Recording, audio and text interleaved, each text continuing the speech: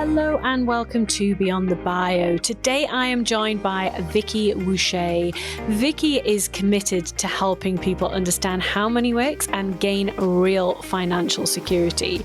She started her property investment journey in 2004 and is now an author of 5 books, which led her to become a finalist in the Business Book Awards in March 2020, as well as being named in the Telegraph's top UK's 25 most influential people in property. Vicki is also the host of a Wealthy Life podcast and is an international podcast speaker. In this episode, we talk about what it takes to write 5 books, some ideas around launching, and the opportunities that writing a book has created for Vicki. Let's get stuck in. So welcome, Vicki, to the show. It's great to have you on, and we are going to be talking book magic today. And you have a lot of book magic because you have 5 books. 5. That is a lot. I don't think I know anyone that's maybe one person that's written that many. That is a lot of books. How long does it take you to write your books? Oh, that's interesting. It's less about how long it takes to write and how long it takes to, I suppose, construct the content in your head. Because if I've got the idea, some of these books I literally wrote in a week. I sat down, Wow. I gave myself a week's holiday, business holiday, as in no other things would go in my diary. And I sat down in the morning and I just wrote and could type about 7,000 to 10,000 words a day. And we just do it all week. And then you've got more content than you need. So you put it to bed for a week and then come back a week and then pick out the bits and trim it up and then send it off to the editor, who then hacks it to pieces and turns it into something that's very readable. Wow, that's amazing. And has that been the same for all of your books then? Has that been the same sort of process that you followed? Yes, although I suppose the last book, The Wealthy Retirement Plan, which I wrote in 2018, I was on a lot of drugs at the time and it took me a lot longer to do. If I just explain. Legal ones? Or maybe give us a bit of context for that, Vicki. Yeah, well, it won't be a therapy session, but I had a lot of surgeries lined up for 2018 and I knew that I wasn't going to be able to perform in a way that I would want to for my clients. My existing clients knew and were quite happy poodling along in the background, but I wasn't going to be in sales and driving and growing the business mode. So I planned that I would use 2018 for product creation, business strategy, rethinking, and all of that sort of stuff. And I think I probably wrote closer to 100,000 words. The book was twice a sensible size. And that was after the first edit that I'd done. And then we really, really had to work much harder to hack it. So my advice, if you're going to write a book, is create your idea in your head first, schedule time to write it, don't take drugs. Great advice. Very clear, very succinct. So all your books are similar length? Yeah, pretty much. I mean, the Wealthy Retirement Plan has still ended up a bit thicker, but yeah, they're all produced so that they're all the same height, and they're all moving over gradually to the same branding. So, of course, I did one lot of branding, and I think probably to put some context in this, I wrote these books. I think probably the very, very first version of book 1 I wrote in 2010. Then I rewrote it in 2014 and then 16 and then 18. So every couple of years I rewrote it and I would write completely new content because I'm just odd like that as opposed to editing it. And then in between, in 2012, I wrote the second book. And then I think I also wrote the third book that year. And then there was a gap. And then I wrote the 4th book in 2018. And there was a story, which is book number 5 that sits in the middle. So it's not that they're all written at the same time. They're spaced out. They've been rewritten as new editions, rebranded, relaunched. And there's a very specific reason for that. When you write your very first book, unless you've got a massive database and you're absolutely brilliant at marketing, or obviously you work with someone like Sophie and her team, it's very hard to get the 50 Shades of Grey style of volume. And when I wrote my first book, I asked people who had books, how many copies should I print? What can I expect? No one tells you, in part because they don't want you to know just how few books they are actually selling. And just because I suppose we're weird. And it didn't matter who I asked, there was no clear answer. So the very first book back in 2010, I ordered 500 copies and they showed up in my front room. And then I went, okay, so I suppose at some point what we've got to do is sell these things. How does that happen? Obviously, by the time I've moved on, it's much easier now. You can work with a publisher. You can do it yourself via Amazon and Kindle and books on demand and all of that sort of stuff. But that back end is actually more important in a way. Get your words out, lovely. But if nobody reads your words, that's a huge shame. And if you've put all of those words into a book, that was a huge expense for which you're not going to get the return on the cash invested, but equally the return on the time invested. So I think it's more about that strategy. So you said, how long does it take? It's that planning process. Who am I writing to? What way do they want me to write to them? How do they want me to speak to them? Do they want me to be very formal? Do they want me to be in the third person? Do they want it to be very personal? My story, I did this, I did that. I'm not sure that that's a good way for a business book myself. And when I've got the book to them, are they going to want the printed version? Are they going to be Kindle readers? So really thinking through that book. And another thing I think, and maybe I am being controversial here, is it's all well and good writing the book, but if no one buys it, as I said, that's the shame. And so pricing becomes an issue.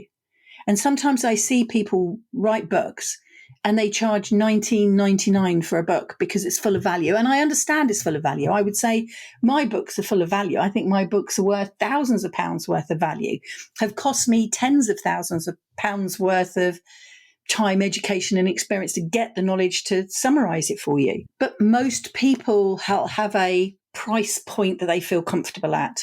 And I think something sub 10, preferably something somewhere above 5 to 7, that sort of price, makes your book accessible for a printed book. You'll get guidance by your editing team, your publishing team. If you're doing it direct with Amazon, they'll actually give you a lowest price that you can be allowed to sell it at. You're not going to make your money out of the credibility that the book gives you, the opportunities that it attracts and the doors that it opens. That first book, speaking gigs, out of the speaking gigs, I'm then talking live to my audience. So they could have read my book, they come along, they see me perform, they go, oh yes, I do trust you, I want to work with you, there's the business. And at the book launch of my second book, Property for the Next Generation, I met a man who came along to the book launch. I tied it in with the back of a keynote talk at the business show in Excel in London. And he became a client. And as a client, he was worth £40,000 to me. Now, Wow. He got the book for free by coming along to the launch event. And the launch event happened to be free because I was speaking at the business show, and the business show I arranged with them that I could do a seminar that would also be my book launch to attract people in, blah, blah, blah. And that was worth £40,000. That's more important than by the time Amazon's taken their cut, you getting £1.99 off the back of a book. That's great advice, because I think some people who are thinking about writing a book do think, oh, it's going to make all this money. And the reality is, and it's not always the case, like I know people that have written business books that have actually made money from the sales, but I think more people that I know have made their money through the opportunities that the books led to, exactly like the one that you've just described there. Really interesting your idea or your example there around leveraging an event to run a book launch with 5 books. Was that the best way to launch it, do you think? Have you got any top tips around how to do a great launch? I think it would certainly have been it was the cheap. Well, was it the cheapest? Well, yes, I suppose it was free because I paid to be at the event and I was at the event anyway. So technically it cost me nothing to be at the event to hold the book launch, and I didn't have to provide food or drinks or any of that stuff. So definitely the cheapest. I think I've probably had greater numbers attend when I've actually put on an event. So picked a venue, in a sense, sold an afternoon of training first. so that there was a combination event. And then those people were then invited to the book launch afterwards. And then other people were invited to the book launch. And then there was a ticket. I think I probably charged £25, something like that. That got you a book, a drink, and the canapes that were there that evening. And then, of course, you do a talk to thank everybody for coming. And here's my book. And this is why you need to read it, because obviously they're all going to have it. You want to make sure that they read it. So I think that would be fine. But I think equally, obviously with the Wealthy Retirement Plan book, because it was off my face. Oh, no, I did. There you go. See, I was so drugged up, I forgot. I did do a launch, but I did the launch in January 2019. Yeah, so I did do, again, just that one. That was quite easy. I hired in King's Cross, London. I thought King's Cross is quite a prominent station. There is a pub there that is, I'm forgetting the name of it now, something to do with the railway lines. And I hired the first class lounge, as it was called. And they've got rooms at the back. And the first class lounge put all the tables around the outside, all the food around the outside. Got about 30, 35 people there at the time. And again, what's the point of your book launch? Because the problem with a book launch is if you do it the way I've done it in the past, I'm going to invite you to come along, and then I'm either going to charge you a ticket and give you a free book, or maybe I'm going to sell you a book, or I might sign books and give you a book and not charge you a ticket, whatever I want, right? That does nothing for your rating on Amazon. What you actually want is a social media campaign that drives everybody, and this is the way people do it. And it's certainly the way I've learned to do it, and I did it with that last book. You have the Kindle ready, you launch the Kindle on a set day, and you do all your social media promotion and get everybody to buy the book, the Kindle, at 99p. 99p gets you into the top 10, maybe a number one book, rising bestseller. You grab all the screenshots. You then have your team add Amazon bestseller badge. You advertise number one Amazon best. Genuinely it is. I've got all the evidence to show it. You put that on the hard cover then of the book. Then you print your books. And now you've got a hard copy book and a Kindle version of the book with the new cover saying Amazon number one, and you've got the screenshots to back it up. So your advice is to do the printing once you've got the bestseller badge on it? I feel so, yeah. And the other thing is, so again, the number of different types of people that are going to be in your audience listening to this podcast, depending on what you're going to do with the book. Now, if you are an actual paid corporate speaker and you show up at gigs and you speak to IBM or Shell or Google or whoever, and as part of that, you give away your book on the way to be the best employee or whatever it is, your book is therefore paid as part of your speaking gig. Your book is free. Then you go to whoever you want and you print quality versions of the book that you are then going to give out. And if it's 100 people and you want to sit and you write them all, you do. And you're not putting any of that through Amazon. Amazon is just then your normal marketing channels for strangers to come in.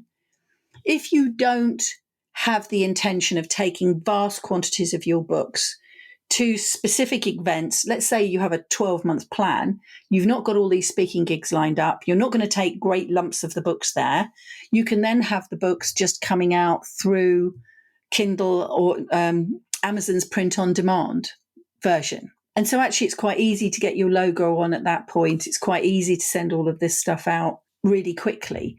There might be a bit of a lag. And what I did for the book launch for that book, I think I'd have to go back and check the pictures. I think I'd already done the get me to Amazon number one and then quickly printed just 100 copies, because sometimes it depends on the volume as to how quickly a printer can fit you in. Just ordered a quick 100 copies in order to give them as gifts for people coming. But the rest of the books, it depends what matters to you. If you make 10,000 a speaking gig and you're going to give your books away for free, really the book is a tool. It's your business card that is going out to the audiences that you speak to who already love you because you've done such an amazing job speaking to them. You don't really need to worry about Amazon and Amazon sales, because effectively your sales are through the speaking and the book matches you up. If you're doing it the other way around, which I did in the early days where I hadn't got a planned speaking career, and the book actually gave me the speaking career, then the book is the tool, the business card still, but I need Amazon's help. Because if people don't know me, don't know that I'm an author, they can go find me on Amazon, look up Vicki Wusche. They could look up property investing. They could look up how do I retire early, wealthy retirement, property for my children, all of those different titles that I've done. And my books would pop up, and then a stranger will find me. Then the stranger buys the book. And then, depending on how good you have been at the construction of the book, you attract that person into your ecosystem. So you have something in the book that they can go to and download. So there is an audit in one of the books. There are materials in another book. Every book that I've got has got something that's on my website that you need to go and log in to access. And that way, so extra value there. That way I've then got to know who you are. When you speak at an event, you can ask for a list in the audience, and then you could communicate with them depending on who the client is. If you're at Amazon and, this person's bought my book, I don't know that person's name was Sophie. So with your books then, I'm just kind of making some assumptions based on what you've been saying. Did you use a publisher for the early ones, and now do you publish yourself? No, I actually use a publisher all the way through. Okay. Have you used the same one? I've used different ways of publishing. So there was a whole batch of the book. So book number 1, edition 2, edition 3, book number 2, edition 1, and book number 3, edition 1 were all with one publisher. And that publisher was a more formal, they had their own imprint. And they had their own printers, and we worked on the strategy, and then they shaped it, and then we had an editor and everything else. And I would say each book cost, bearing in mind this was 2010 to about 2016, they cost around $6-7 grand a book. Okay. Then I moved over to a different publishing house. At the time, they didn't have their own imprint, although they have now. And it was a much more collaborative project. We really worked on them together and rebranded them. But yes, all the way through. I've not done anything where I have written the book and then maybe just had someone spell check it or something. I think if you're going to raise your profile and use the book to be your credibility, good grammar, spelling check, obviously, but also things like if you say that you're going to do something here and you're talking away in a chapter, make sure that you do pick it up if you picked it up.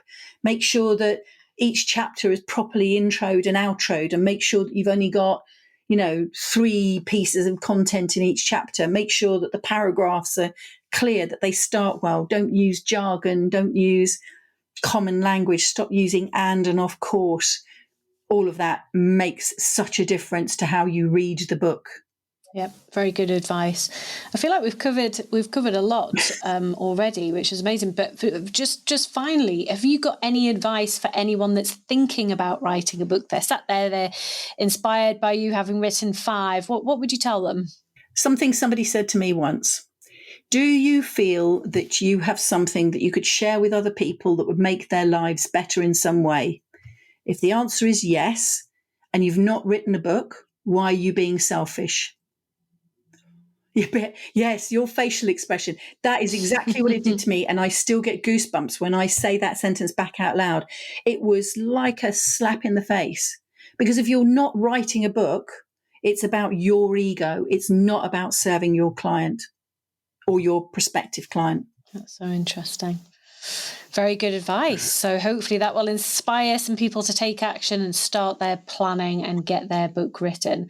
Thank you so much for joining me, Vicki. Where's the best place for people to find you? Where do you hang out? Mostly in the garden.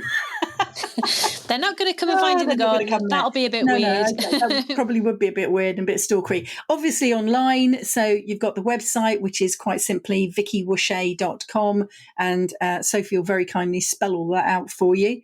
But also on all the socials. So I'm a bit more casual on Facebook. I'm doing my best on Instagram, and heaven help me, I suppose I have to get on Threads. Did you LinkedIn? Are you LinkedIn? Oh yeah, LinkedIn, but I'm not a huge fan of LinkedIn. YouTube, Yeah, I YouTube it as well. So, I mean, pretty much with a name like mine, if you just Google me, you'll find me. Yeah, well, we'll pop some links in the show notes so it's super easy for people to find you. I forgot to mention, of course, my podcast. How could I forget that? Oh, well, definitely need to pop a link to that. What's it called? It's called A Wealthy Life, and it's, of course, on Amazon and Apple, iTunes, and all of that. Yes, podcast. Perfect. We will include a link to that also. Thank you. Thank you for listening. If you're serious about growing your profile, take our free profile assessment quiz to see where you're at right now and get hints and tips on how to improve your score. You'll find the link to the quiz in the show notes. If you've enjoyed the episode, it would be mint if you'd subscribe, like, and leave a review. See you next Monday.